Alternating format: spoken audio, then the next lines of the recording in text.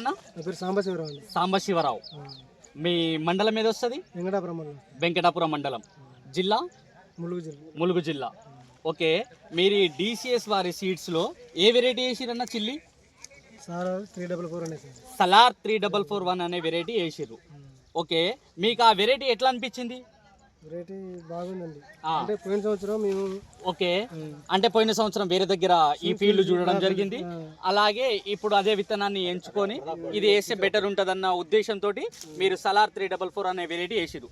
మీకు ఆ వెరైటీలో ఉన్న దానికి ఉన్న లక్షణం ఏమవుపడ్డది? క్రాప్ మంచిగా ఉంది, ప్లస్ ఇంకే ఏమనిపించింది మీకు? ఈ చెట్టు ఎదుగుదల కూడా ఆగలేదు, కాపు కాసుకుంటే మంచిగా పెరిగేసింది. ఓకే, చెట్టు ఎదుగుదల ఆగలేదు, క్రాప్ మంచిగా ఉంది. కాయ మచ్చ కానీ కొమ్మ కుళ్ళు కానీ ఎలాంటి ఏమైనా వైరస్లను తట్టుకునే గుణమున్న సీడ్ అని ఎట్లా అనిపించింది మీకు? వైరస్ బాగా తట్టుకుంటుంది. వైరస్ తట్టుకుంటుంది. పోయిన సంవత్సరం మొత్తం వైరస్ వచ్చింది, స్ప్రెడ్ అయిపోయింది. ఓకే, ఓన్లీ ఇది ఒక్కటే మంచిగా నీట్గా ఉంది, అసలు నీట్గా ఉంది. ఇప్పుడు వేరే రైతులు ఎవరన్నా ఈ విత్తనం పెట్టుకోవాలనుకుంటే పెట్టుకోవచ్చు కదా? పెట్టుకోవచ్చు. హైట్ బాగా అడుగుతారండి, ఈ సంవత్సరం చాలా మంది అడుగుతున్నారా? ఓకే, హైట్ కానీ కాయ మీద మచ్చ రావడం కానీ కాయ షైనింగ్ కానీ.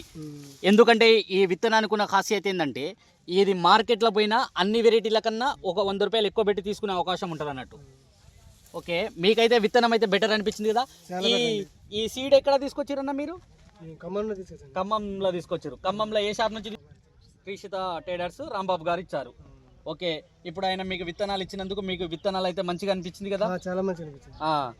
ఓకే, నెక్స్ట్ టైం తీసుకునేది ఉంటే కూడా తీసుకోండి, బెస్ట్గా పెట్టుకోండి. ఓకేనా?